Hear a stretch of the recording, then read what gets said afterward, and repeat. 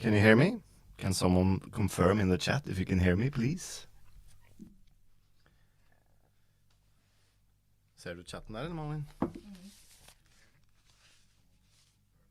Yeah, I can hear myself. So sorry, guys. 13 minutes of stressful Malin who's sitting next to me. This is the first time we do a YouTube live stream in a long time. I think we did some probably during COVID or something. So of course things have changed. Before we just used to do it on our laptop, but now we had to have a camera and everything to make it look a little bit better. When we are in our new kind of podcast studio, where we're going to record podcasts, and I'm hopefully going to try to film them as well. So that's going to be exciting for the future. Cool. Welcome to this live stream. We're going to talk about our farm, Finca el Suelo. For those of you who don't know who I am, I'm Tim Wendelbo. You probably know who I am if you're in this channel.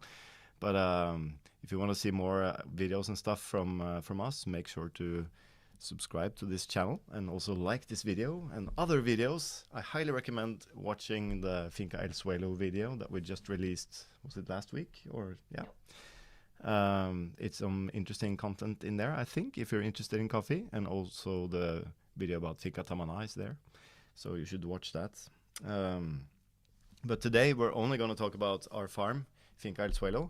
We have asked people on Instagram to send in some questions, so we have a few questions already, but if you have any questions that come to mind during this live stream, we're probably going to continue for an hour or something. We're going to taste the coffees, talk about the coffees, talk about the farm a little bit, answer your questions. So if anything comes to mind, just write it in the chat, and Malin will try to keep track on all the questions, and I'll try to answer them as good as I can. But please try to keep the questions regarding the farm subject. We can talk about coffee for days if we start involving brewing, roasting, and all these things. So let's try to keep it to the subject of the farm, Finca el Suelo. And of course the coffees, if you're lucky to have some of the coffees, you can also ask about that, of course. Cool. Let me introduce the farm, Finca el Suelo. It is a 7-hectare farm that we purchased in 2015.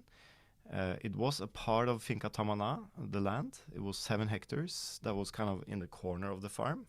That Elias used for grazing his cows, or the cows were grazing this land. So there was no coffee planted there, only grass and weeds growing. Very, very few trees and no coffee. So when I purchased the land in 2015, I went to a coffee festival in Maine, and I met a guy called Ed who told me about Elaine Ingham, which is a soil biologist and a professor in soil biology, and she had online classes that I took. I think they were going on for like 3 months. I also went to her farm for some practical training, some microscope training, and of course I passed the class, like I think most people who take those classes do. But it was an online class in soil biology, and that really changed the way I look at agriculture and farming in general. So the idea with the farm when I bought it was to kind of do some small experiments, like removing some cherries from the tree to see if the remaining cherries would become higher quality, inspired by like wine production and stuff, and also planting more shade, maybe plant some strange varieties that is not so common in Colombia, to see if we could increase the quality of the coffee. And after I took the Elaine Ingham's classes, my focus shifted and my entire mindset shifted. So today and from then, the focus of the farm has been to try to prove that we can grow more and better quality coffee without the use of any agrochemicals that are harmful for the environment and for the crop, and also without the use of mineral fertilizers like the NPK fertilizers and stuff. So far, we haven't really succeeded. In 15 years, we have produced close to 100 kilos of coffee in 7 hectares, which is not a lot. We have planted more than 8,000 coffee trees there. Today, there's only about 400 growing and in production this year. Last year, where the coffees we're going to taste today are from, we had about 100 trees of Ethiopian varieties growing, and then a few trees in our kind of cultivar garden growing. So those coffees are from those trees. This year we have another 300 Ethiopian trees that are growing well and starting to produce, despite the fact that we've had very strong drought, El Nino, for almost 2 years. And the plantation has been suffering a little bit, not just because of El Nino, but also because of the lack of the farming techniques and know-how. So it's been a learning process, and I've spent 10 years learning a lot and come to realize that I desperately need help. So we are changing a lot this year, but I can talk about that a little bit later. Cool. Should we go to the first question, Malin? Yes. Are you ready for that? Just 1 second, because we can see that box around your head. The You box. remember what we did? Just press menu. Menu. I think it's like an autofocus. Yeah. It's like a face recognition box.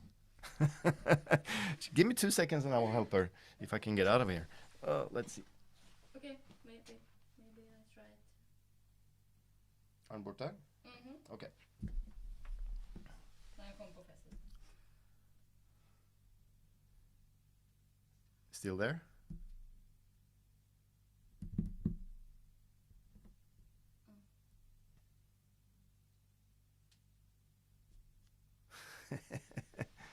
Yes. No. Okay. Give me 2 seconds. I will fix it.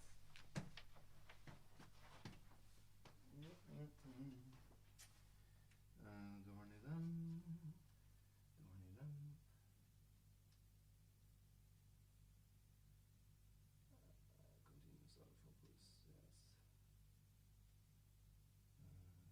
Yes. Let's just try there. See, if it's there, it's there. Doesn't matter. Yeah. All right. Cool. Let's see. If there's a square on my face, you just have to live with it, I guess. This is our first live session. Looks like it's gone. Yeah. Okay, let's get started with the questions. And I'm not sure who are asking these questions, because I just have a note here. Maybe you can read it, Malin, because I need to drink some coffee. So we can start with organic farming and coffee quality. Yeah, let's do that. So the first question is, from a scientific perspective, does organic farming result in better coffee quality? From a scientific perspective, does organic farming result in higher quality coffee? Yeah. Why is that relevant? It's a good question that a lot of people ask, whether organic coffee tastes better than conventionally grown coffee. So far, I haven't really had a side-by-side experiment. I can tell you that we are doing trials on all the farms we are working with in Latin America now. It started this year, so we're doing trials at Nacimiento, Los Pirineos, the Caballeros farms, Finca Tamana, and also Benjamin Paz, the Cup Excellence winner in Honduras. We're taking 2 hectares of each farm, splitting it into 2. 1 hectare is going to be farmed the conventional way, like they've always done, and the other half is going to be done with biological techniques, which means organic. We're just not allowed to call it organic because it's not certified. And we're going to do these trials for 3 years and measure, of course, quality is part of it, the taste, but also we're going to try to send beans to analysis to see if they contain different amounts of lipids and stuff. We are going to, of course, look at the trees, the health of the trees, the soil, the health of the soil, and so on. So for me, quality is more than just a flavor in the cup, you know. I don't really care if the organic coffee tastes or get a cup score of 85 and the conventional is 85.5 or the opposite, because there are a lot of other factors that can actually kind of steer the quality or the cup score a half a point or 1 point up or down. Let's say the moisture content was a little bit different, and you use the same roast profile, they end up a little bit different. So for me, the cup score is, of course, it's important, but if you're a good producer and you have pretty good quality green material or plant material, then you're able to process the coffee well, to dry it well. Then the coffee will end up being very sweet and clean and nice. And then whether it scores, 85 or 86 is kind of irrelevant. Of course, we care if it's a 91-point coffee. We always want that. But in the majority of the cases, when you farm coffee, that's not the case. So we want the highest quality possible. And I do believe that organic farming or proper biological farming will result in higher quality. And I have a friend, Lalo, from Biophilia. We just recorded a podcast with him.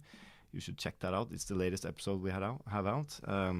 He has been tasting coffees that are biologically farmed next to conventionally farmed that are quite comparable. And he says that the quality is much better on the biological one.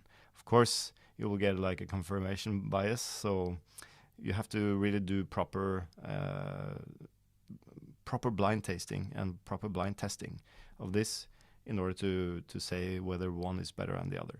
Theoretically, it should be much better, because if you have good proper soil biology and a good balanced soil and good ecosystem, then the coffee tree gets fed with more than just the NPK nutrients, which is nitrogen, potassium, and phosphorus.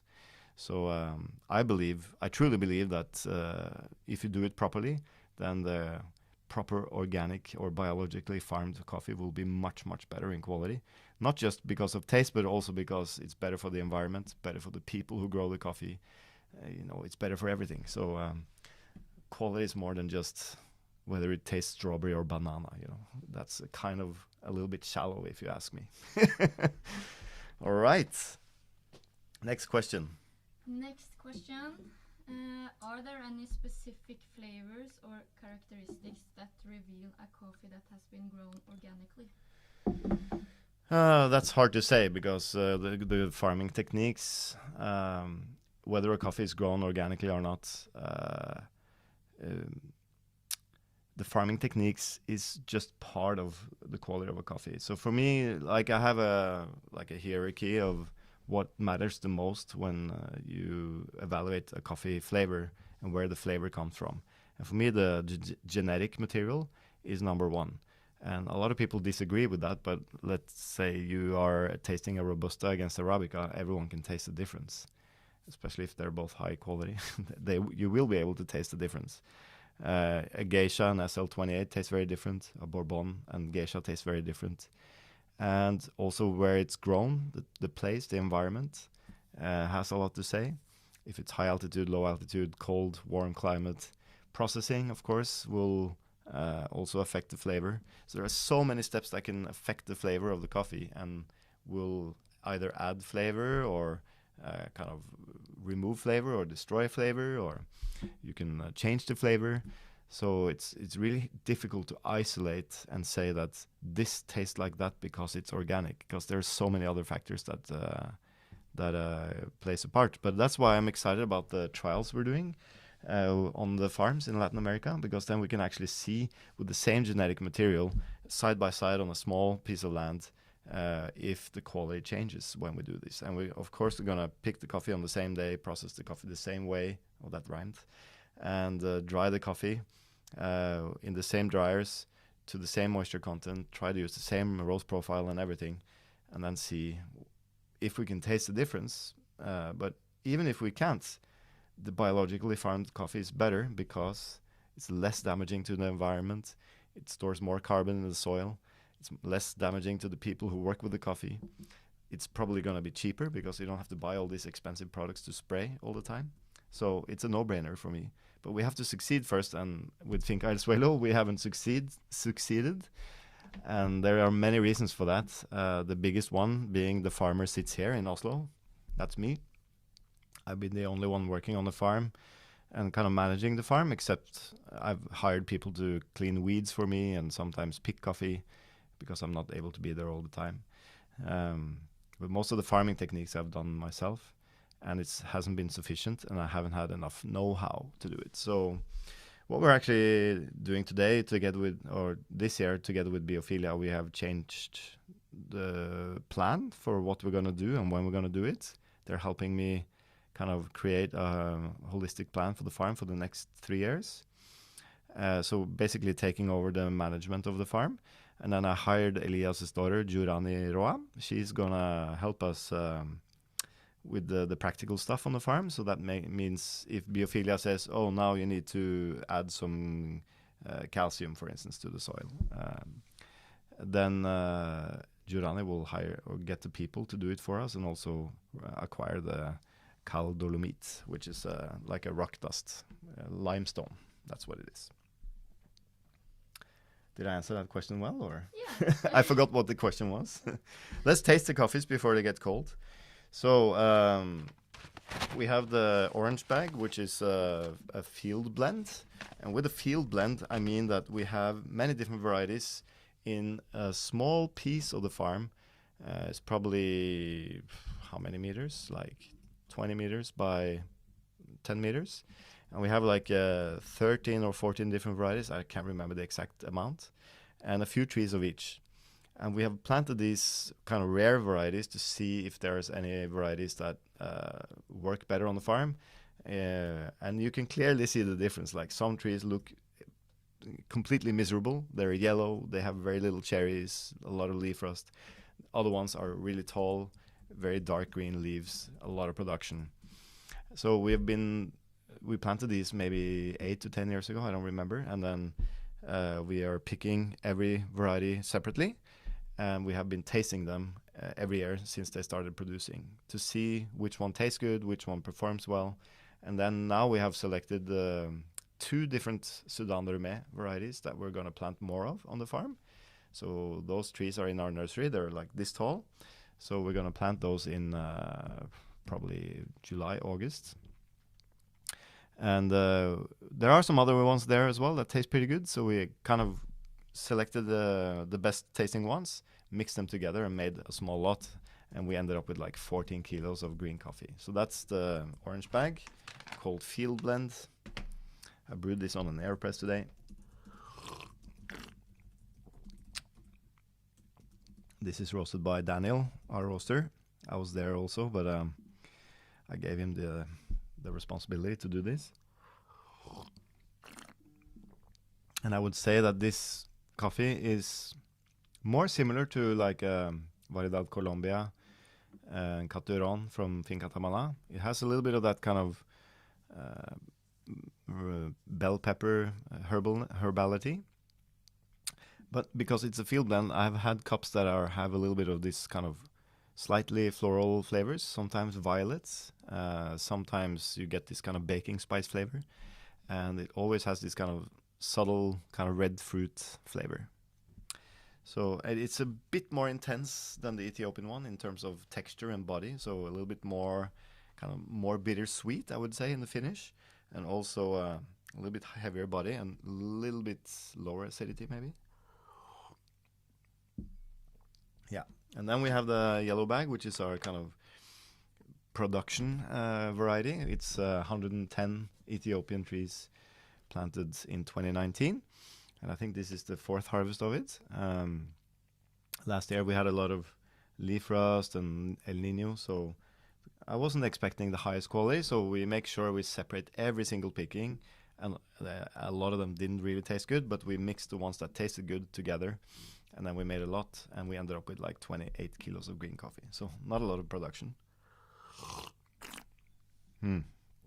Wow. You want to taste, Malin? Yes, please. So the Ethiopian one, you should taste the other one first. It makes a beautiful contrast. So the Ethiopian one. Thank you. For me, it tastes a little minty, like some Ethiopian coffees can taste mint. And it can also taste a little bit like stone fruit, a little bit floral, sometimes a little bit like orange peel. Yeah, really good. In terms of flavor intensity, if an Ethiopian is like 9 out of 10 or 8 out of 10, this is like 5 or 6 out of 10, I would say. It's a little bit more subtle. but you can clearly taste that it's more Ethiopian. Very kind of tea-like mouthfeel, so it's kind of light in the mouth, and has a little bit of that kind of oolong or green tea. It's likely, yeah, white tea-ish flavors with some florality and some stone fruits. So those are the two coffees. I believe we still have a little bit left of the Ethiopian landrace on the web shop. I think the last day for sale is today. And then we're also serving in our store. So we will actually put some in our freezer so we can serve that in our espresso bar at Grünerløkka for a couple of months. Because we like to have our own coffee there. It's quite exciting. Cool. You like it? I love it. She loves it. Okay. Nice. Should we do another question? Yeah. People are saying in the comments that they are drinking coffee together with us. Oh, nice. Not too much. It's too late. Well, unless you're in the US or something, then it's a morning coffee. Good morning. Okay. How do you pick the lots of coffee you want to work with? How do you taste when crop roast is fresh? Okay, I think I'm not sure if I understand the question correctly, but how do I choose the lots that I want to work with?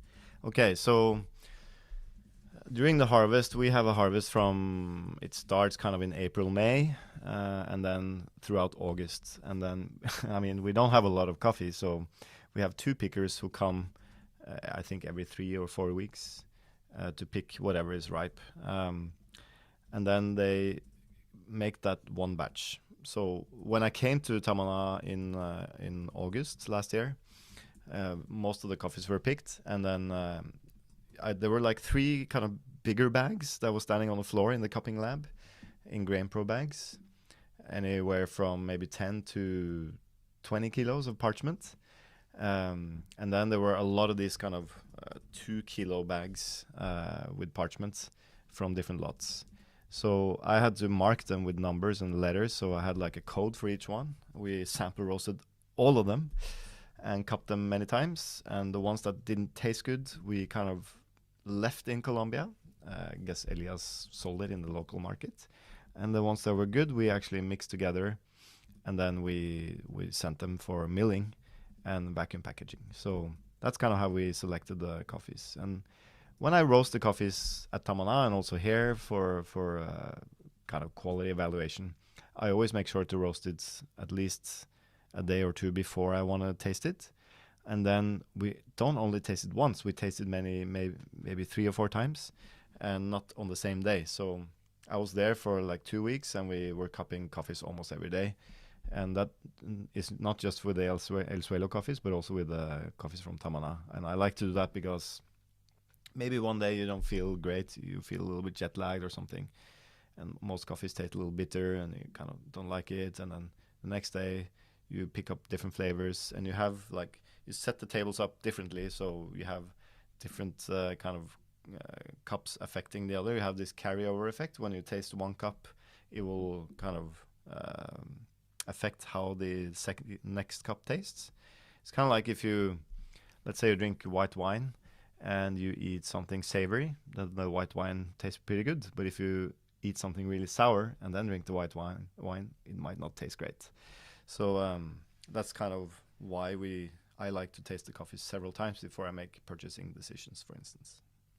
Does that answer the question? Yeah. Very long answers. Cool. Anything else? We can go over to agricultural practices and biodiversity. Ooh, biodiversity and agricultural practices. Yes, let's do that. So first question: Do you plan to co-plant coffee with fruit, nut, or spice-producing trees that can also serve as shade trees? So yes, for sure. I have been planting a lot of local shade trees on the farm. And by local, I mean it's important for me to use native trees to Colombia.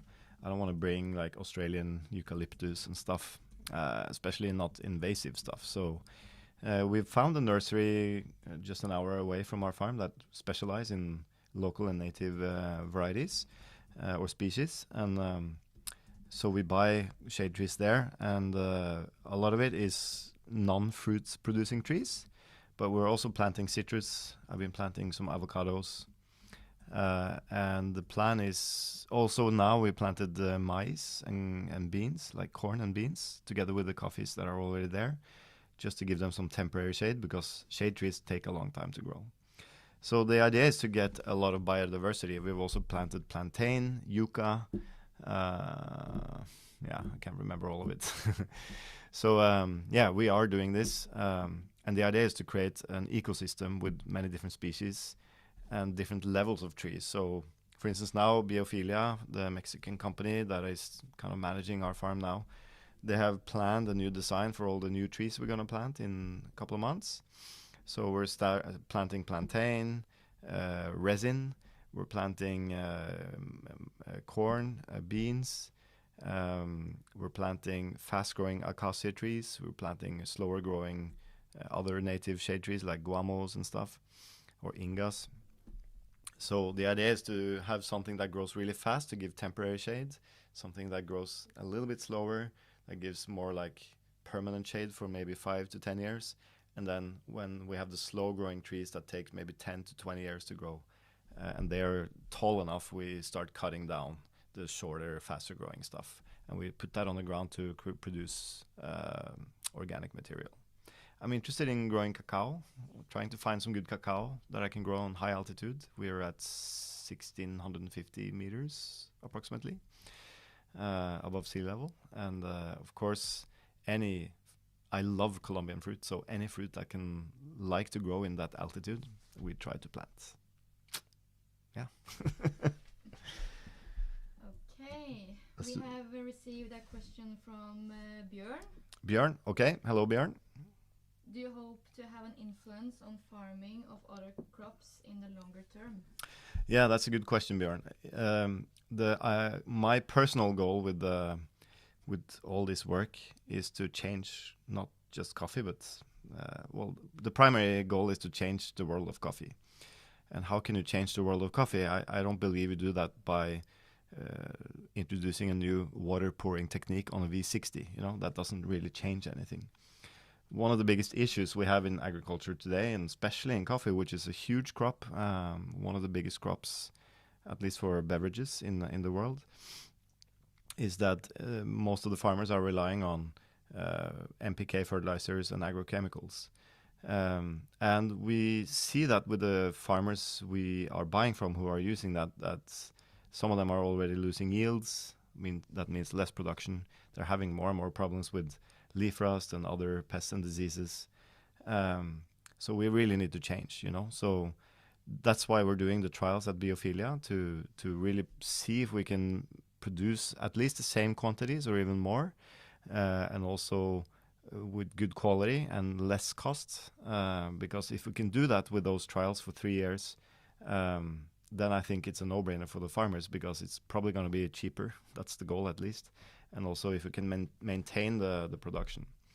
And it's already happening in other crops. So Biophilia, who we're collaborating with on this project, they are consulting with the producers of sugarcane, corn. So my primary goal is to inspire other coffee producers to change. And hopefully if many of them change, then it will kind of have effect on other crops as well. That's my dream, at least. The dream goal would be that all food were produced biologically, not with the chemicals and stuff, because it's not healthy for anyone and not good for the environment and not sustainable. If we're going to talk about sustainability, then we need to stop using those kind of products on our crops. Yeah. And feel free to disagree. These are my opinions. You don't have to like them. Cool. Anything else? Yes. Did you initially use organic humus for your plants, or did you rely on other biodegradable inputs? Okay. Inputs? So I can talk a little bit about the techniques that I've been using so far. The soil that we started with was extremely compact and tropical soil, which means very thin layer of topsoil and very compacted clay below it. So quite difficult conditions and high acidity, quite difficult conditions for coffee to grow. So we've been trying to increase the organic material and also the porosity and kind of structure in the soil by adding microorganisms. That's kind of what biological farming is about. Um, but we haven't really succeeded that well. We have added a lot of compost, but of course I'm the one making the compost, so not enough compost to change the soil. We've added a lot of wood chips to kind of cover the ground so it doesn't dry out during dry periods, and also it's food for the microbes in the soil to eat. For instance, fungus or fungi like to eat woody material. We have injected compost extract, so that means we extract organisms and humic acids from the compost that we make into water, and then we inject it into the root zone of the coffee trees. And that's a way of kind of utilizing. If you're not able to make a lot of compost, you can make some very high quality compost, and you dilute it into water. You have like a tea bag where you put compost in and you extract the stuff from it into the water. And it's an inoculant. Like the compost itself is an inoculant, like you're making a sourdough starter is an inoculant for making sourdough bread. You start with small and make sure there's food in the soil and good conditions in the soil, and they will start to grow. But I haven't had good conditions in the soil, and I haven't been adding enough and often enough. So this is what Biophilia is helping with me with doing, is they're creating a much more fungal compost, which takes a year to make. Less work, actually. It's in this kind of bioreactor that is pretty simple to make. And they're also making sure that the pH level in the soil is kind of regulated so that you create conditions that are better for the organisms. And we do that with adding limestone, so which I haven't done before. So yeah, I've added what you can say humus or compost. I used the Elaine Ingham style thermal compost technique. You can check that out on YouTube. But it's a lot of work, and I made like almost 60 piles over the 10 years, and that hasn't been enough. So we've also added chicken manure, which has been quite efficient. We started doing that 2 years ago. We've also added cow manure and any kind of organic material that we can find. Like weeds, we let the weeds grow, because when you cut them, it becomes organic material, which is food for the microbes. So soil should never be bare, and should always be covered with something, and preferably plants, because the plants are active, pumping in exudates and sugars into the soil when they photosynthesize. So that's the best. The more plants, the better. All right, next question. All right. We have received a question from Fernando. Hola, Fernando. He says, in your ideal world, how much coffee from Finca el Suelo would be served at Timmenbo Café? In the ideal world, how much coffee from Suelo would... I mean, I guess we would be able to offer it almost all year round. That would be ideal, I think. And to have a few different flavors from the farm. So the Ethiopian tastes very different from the field blend. But we're planting Sudan Dormé, which tastes very different than the Ethiopian. I'm probably going to plant some Kenyan varieties, like the SL varieties. Maybe in the future some more geisha. We have some geisha there now, but it's not really liking it because it's too windy and too much sun. So when we have established more shades and there's a part of the farm that is less windy, I can maybe plant some geisha there. But yeah, ideally we would have enough to kind of have some nice coffee from El Suelo all year round, and hopefully enough to be able to sell some green coffee to other people. Because at the moment, we're the only one who serves the coffee. And I hope the coffee quality will be good enough that we can maybe sell some green coffee to other people as well. For instance, my friend Diego, who has a coffee shop in Garzon in Huila, he needs to have some coffee from my farm, for sure. Are you listening to me, Diego? Cool. Next question. Okay. Next question is from Brian. Mm-hmm. Can you only process washed coffee with your biological farming plan? Oh, no. I mean, there's no kind of... Nothing holds me back from processing in different ways on the farm. It's just I personally don't like to, especially now when I have such small amounts of coffee. I want to taste the flavor of the actual variety grown in its place. And when you do like a natural process, you tend to add a lot of these kind of fruity flavors from the yeast fermenting the cherries. So you add more of these kind of tropical banana, strawberry, and especially in Colombia where there's high humidity, I just don't really like the naturals that are made in Colombia. They seem to be a little bit too funky because it's really difficult to dry. We have rain, you know, very often and humid weather, so it's not great for drying naturals. And in terms of all the other kind of long fermentation stuff, don't get me started on that. You know, that's not for me. Over my dead body.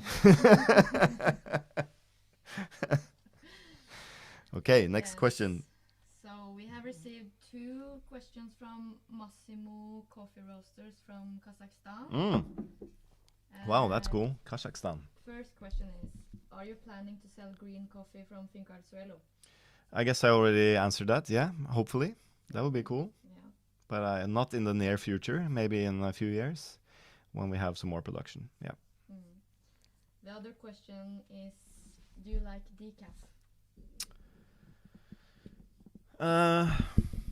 If I like decaf, that has nothing to do with this farm. So let's go to the next question. And we're not making decaf from our coffee, but maybe we will plant some low caffeine varieties in the future. Who knows? Yeah, Mm. I can answer like that. Yeah. Okay. Are there any coffee varieties that are both climate resilient and known for excellent cup quality? So, are there any varieties that are climate resilient and known for excellent quality? Climate resilient. I would say that's quite a complex question because the climate, yeah, it's getting hotter. But the reason why the trees that we see on the farms today have a lot of disease, in my opinion, and also probably Lalo would agree with me, is because the trees are not healthy. They get attacked by leaf rust. Leaf rust is a pathogenic fungi that attacks the leaves of the coffee tree, and they are there to kind of clean out the unhealthy trees so that new stuff can grow. It's the same with a lot of insects. They are able to attack the tree and kind of eat the leaves or penetrate the leaves to suck out the sap from the leaves because the leaves are weak. The cell structure is weak. If you have a very healthy tree, normally the Brix level goes up. You get much more kind of woody material in the woody material in the tree that is harder and tougher for the insects to digest, for instance. So they don't eat it. And also the leaves tend to have more of a waxy layer that the kind of sucking insects cannot penetrate. And also, if you have a good ecosystem, there are other fungi that likes to eat the leaf rust. So you can have leaf rust without it affecting the coffee tree. So I would say climate is, of course, boosting or spreading leaf rust because it gets hotter and more humid and stuff like that. But also because a lot of the trees are grown in full sun, and that means they're photosynthesizing like crazy, burning a lot of the nutrients that are available to them. So it's kind of like Lalo explained to me, it's kind of like you have a Formula One car that is just running on fumes, and when the petrol stops, the car breaks down, and that's the same with the tree. So when you have coffee growing in full sun, you really need to like make sure they have a lot of nutrients, otherwise they become unhealthy and then they're wiped out.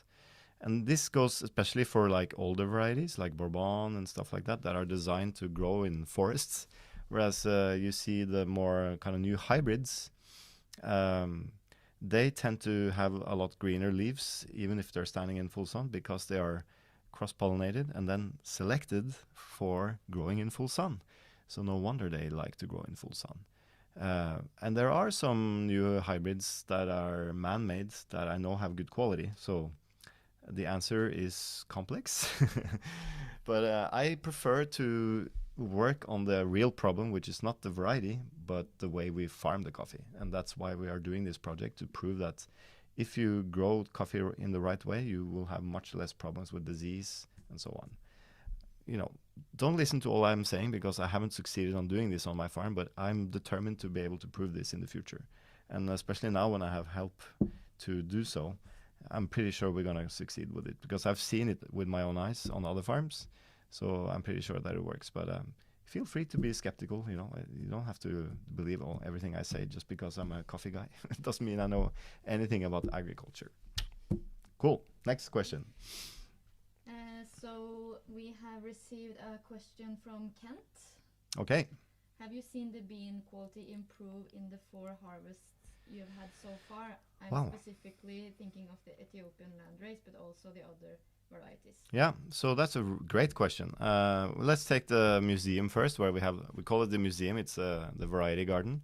For sure, I've seen the quality increase in some of them, because like when you have especially the first maybe 1 or 2 harvests, you don't have enough cherries, so the processing of it is quite difficult. Like you do like small amounts in buckets. Sometimes you just ferment in a coffee cup, because you don't have enough beans, and then you don't have enough beans to roast them well. So it's quite difficult to say, but I do, for instance, with the Ethiopian, the first harvest was good, not great. Second harvest, a little bit better. Third harvest, I think, was pretty good. Maybe the roast was a little bit darker than we wanted. And then this year, I'm pretty happy with the roast. And I think the quality is more or less the same as last year. So yeah, we've seen like a gradual increase, but I do believe that we're going to see a higher quality, especially now that we have Lalo and Biophilia on our team, because they're able to make sure that the plants are much more healthy. And yeah, last year was a tough year. We had almost a full year with very little rain, almost no rain. This year it's the opposite. It's La Nina now, so a lot of rain all the time. So, for instance, planning on making some biochar in our farm, which is kind of you make your own coal that you're putting on the soil, and they haven't been able to do that because it's been raining every day. So you have to like burn some bamboo and stuff to in low oxygen, so to make that. So yeah, and yeah, also with the museum, especially the Sudan Reme has been much better this year than last year, for instance. So.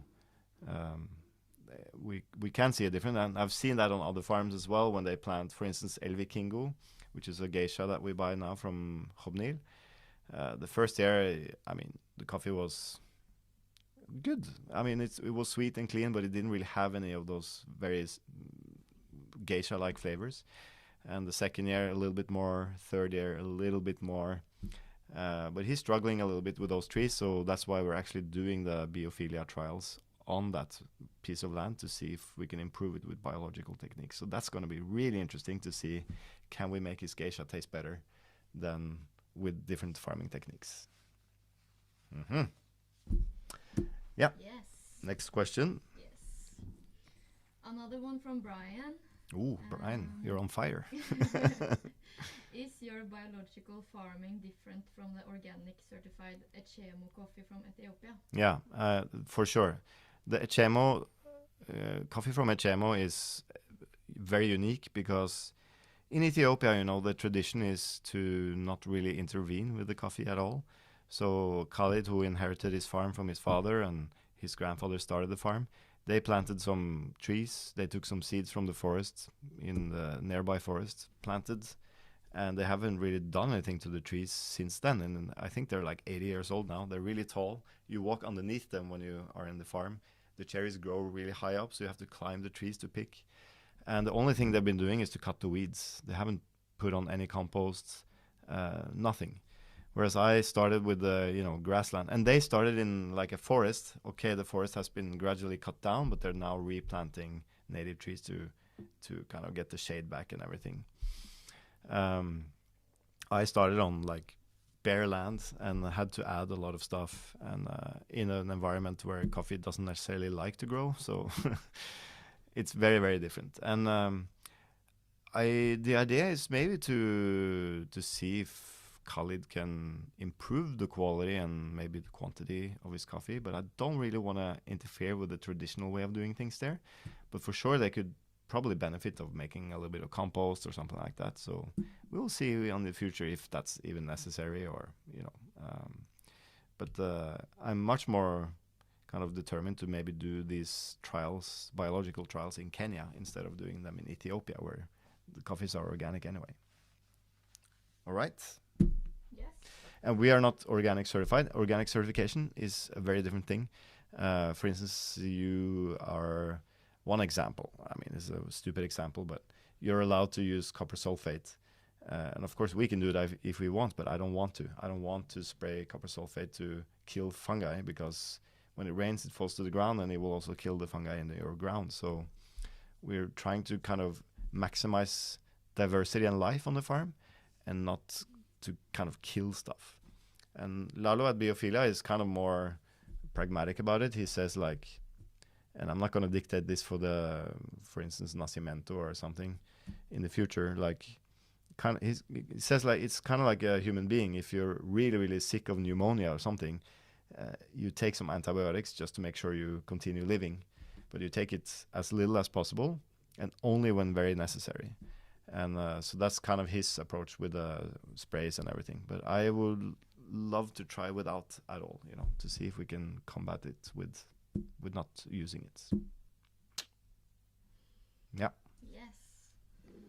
So the next one is not really a question, but it's a greeting from Subito from the States. Oh, hello. Hello. Yes, really love all the videos you've been doing lately.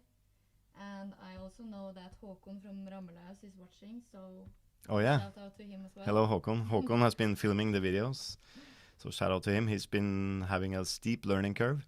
Håkon joined me for Finca el Suelo and Tamana to film, and he was in love with all the naturals and everything before that, but I think I've convinced him not to like that anymore. Maybe. We'll see. We have some other questions from Instagram. Yes. Are you forgetting those, or? No. Because we're closing into an hour, so we should wrap it up soon.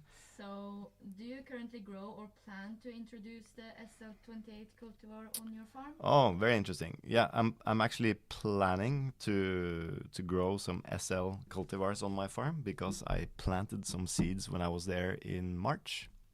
So yes, I am planning on. So they will probably be planted next year, January, February, March, when the rain comes, maybe a little bit later. So that's the plan, and maybe like half a hectare or something, or like 800 trees or something like that. So not much, we're just gonna try it to see. So that's the plan, yes. So that means we will have hopefully some SL, some Ethiopian, some Sudan Rumé, and that's it kind of for production. And then maybe in the future, maybe we'll plant some geisha, maybe we'll plant some Bourbon stuff, or some other fun stuff we have in the variety garden. We'll see. All right, next one. Yes.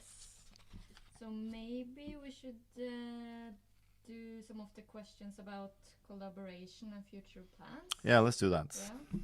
Yeah. If you had the chance to purchase El Suelo again today, would you do it? For sure, I would. I don't regret anything that I've done. It's been a really great way to learn about farming coffee. It's also been a great way to learn more about Elias's life, and because when I stay in Colombia to work on my farm, I stay at Finca Tamana. So I've been there like 2-3 months a year for many, many years now.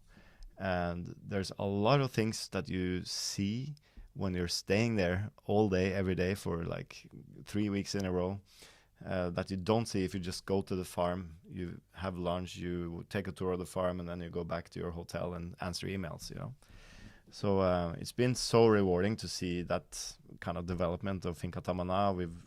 I've been helping him, Elias and Beani, develop the farm with ideas and input and everything. So that's kind of like a bonus. And then, of course, working on Suelo for me is like going to the cabin. You kind of do some recreational, hard physical work, and you can reflect a little bit on your work back home or your life back home. So it's both relaxing and really, really hard work. but also it's been very, very educational for me. So I know much more now about, how coffee grows and agriculture and stuff than I did before I started this project. Also because I'm reading a lot about it and watching a lot of YouTube stuff about it, and so I don't regret doing it. Do I recommend other people to buy a farm? No. Yeah, unless you really want to waste your money on something, then or that's not true. But if you want to live on the farm and really produce something, then yeah, go for it. But if you live in Norway, don't buy a farm in a country across the Atlantic. That's not a good idea. All right. Yes. So, do you plan to submit your coffee to the Cup of Excellence? Oh, good question. Yeah, my dream is to be in the Cup of Excellence top 10 together with Diego Campos, the World Barista Champion from 2021. He's my godson, and he has a farm called El Diamante in La Plata, or in Belén. So that's like 1 to 2 hours away from our farm. And then Jurani and Brian, Elias's kids, they have a farm. Oh, and Diamante is also owned by Derlin, which is Elias's daughter. Derlin and Diego are married. And they have a coffee shop together and a great farm. So Diego, Jurani and Brian, they have another farm very close to us. And then Elias, and then myself. If we could all reach top 10 in 1 year, that would be fantastic. But so far, I don't have enough quantities to submit to the Cup of Excellence. So, I guess I have to wait. And I will never submit it unless I am confident that the coffee can actually at least reach the auction. So that means it really has to cup very, very well. And I think it's getting more and more difficult in Colombia because there's so many farmers doing great work, and not just with a lot of these crazy processes, but also with different varieties, a lot of good washed coffees from different areas, from new areas that you never heard of. So there's so much stuff going on in Colombia that is so exciting. So I think it's just going to be harder and harder to reach the Cup of Excellence there. Yeah. Anything else? Yeah. We can do one from people behind the farm. Yeah. Which farmer you work with inspires you the most, particularly in terms of their farming methods? Wow. I get inspiration from all the farmers that I work with. I would say probably the model farmer in terms of organizational things. We have to change batteries. One moment.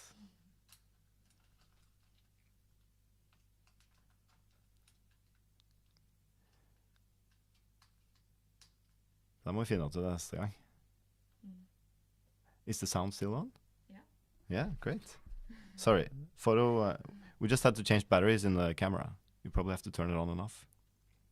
There we are. No images. There we are. Is the square there now, or? Yeah. Yeah, we're back. What was the question, Malin?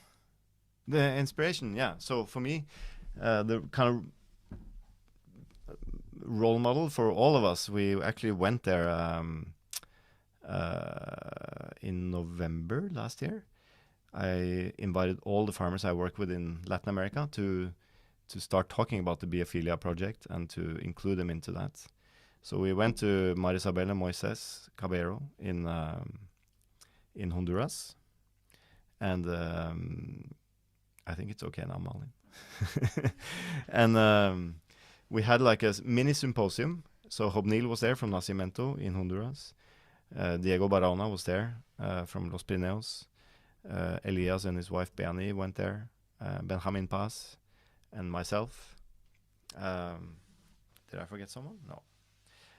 So we went to visit Marisabel and Moises, and their setup is so impressive. So they have the dry mill, they have the wet mill, they have many different small farms in a big area. Their processing skills are excellent. Their milling skills are excellent. They have so many different varieties, and they're so nice with all their workers and so organized. So and they think of they seem to think of everything there. So for me, they're a great inspiration. I've learned so much from working with them. but also Elias and Beani, the hard work they've done to really transform their farms. Hobnil as well. And also Diego, because he's a very young farmer. He kind of very abruptly went into farming because his father died. And that's also been very inspiring to see him, how he manages a farm from a perspective where he doesn't really know anything about it. So he's been really trusting his team and very, very humble and open-minded, and also the most eager to change, I would say, because he has seen that the yields have been dropping on his farm and everything. So he really wants to change to a different approach when it comes to farming practices. So they're all inspiring, and going to Tatmara in Ethiopia is fantastic, and also Khalid, to see how their farms are so different from the ones in Latin America. Oof. Yeah, it's I get inspired from a lot of these visits for sure. Cool. Should we? Are there any more questions on the last one? Isabella says hello. Hello, Isabella. I miss you in Brazil. If you haven't been to Coffee Lab in Brazil, you should go there. It's one of my favorite coffee shops in the world. Isabella Raposeiras, and the work she's doing with a lot of farmers, buying from small producers in Espírito Santo and everything. Oh, their coffees are amazing, and shout out to Isabella. Anything else we should talk about? We just received another question. If you Yeah. the latest one there. Why do some coffees taste like tomato soup? Please, Tim, explain this. Tomato soup can taste. You can taste tomato soup in Colombian coffee. You can taste it in Kenyan coffee, and it's a kind of a mix between herbality and red fruits. And for some people, this tastes really tomatoey. I've had the same coffee served to several tasters, where two of them says it tastes like tomato, and two says like this tastes like rose hips. So it's really an association thing. It tends to happen if, in Kenya, for instance, if the green coffee quality isn't fantastic, which can happen from season to season. It can also happen in Colombia. It can also be that roast is maybe on the extremely light side, or maybe slightly underdeveloped, so you get this kind of slight green flavor from the green bean that is not completely roasted, and then some of the fruit flavor you get from the part of the bean that is roasted. It can come from many things. It can also come from poor brewing, and so it's like with everything in coffee, it's not just one thing. It can be many, many things. But I would say slightly underdeveloped, not the best quality Kenyan coffee can taste like that very often. And sometimes it's a choice. Like, I prefer to roast Kenyan coffees so that they are more crisp, and then they lose a little bit of that kind of blackcurrant flavor. If we have like the espresso roast, which is normally 10 to 20 seconds longer in our roaster, and we taste that as a filter coffee, it normally has a little bit more like kind of blackcurranty style, even if it's the same coffee. So yeah, can come from many things. All right, umami. Yeah, umami is also a flavor you can get. So savoriness in the coffee, I guess, is contributing to these kind of tomato-like flavors. And sometimes you can also get rid of it from by brewing it differently. So there's many different ways to go around this problem, if it's a problem for you. I don't really mind tomato. I like tomato. You like tomato? Yeah. Yeah, we like tomato. Cool. Anything else? Do you want to take that one? No. No. That's a different show. Yeah. Cool. Well, thank you for watching this live stream. I'm really sorry about the rough start, but we're new to this modern technology. It used to be very simple. You just opened your phone and did it from there, but we wanted to make sure it looked a little bit better. And yeah, so thanks for sending in all the questions. Thanks for watching. Make sure you subscribe to the channel. We have a lot of great video content that Håkon has been helping us film from Rammelaus. So we're basically launching some mini documentaries on the Caballeros farms, Finca el Puente, which is called, Nacimiento, Los Pirineos. We have more content from Finca Tamana, even a brewing video, believe it or not. I said I would never make a brewing video again, but we did it. Yeah, make sure to watch the videos about Finca el Suelo. We have some old ones there as well, but the latest one is for sure the nicest one. That's also filmed by Håkon. For the future now, as I said, we're starting to change the management on the farm with the help of Biophilia in Mexico. So if you want to learn more about that, we recorded a podcast about it when I was there with Lalo in March, and that's the latest episode in our podcast. Very, very interesting content, I think. Even if you're not interested in coffee, it's interesting because it's about agriculture and stuff. But we're really changing the way we're forward now, because basically after 10 years with such low production and not really progressing with the farm, I decided it's either we go all in and hire someone to help us, or we sell the land and call it a day and say, I failed at this. I don't like to quit, so I decided to go all in. And that's why we hired Elias's daughter to help out. She's great. She's really helping out. And also with the Biophilia, that they're kind of taking over the management, and hopefully we will succeed. So I'm pretty confident that in the next years, maybe not next year, but the year after, we will have more coffees and hopefully better coffees too. Cool. Thanks so much for watching this live stream, if you made it this far.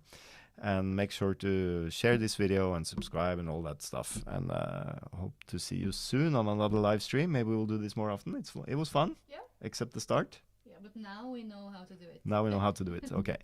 So maybe we'll do some on other topics as well. Okay.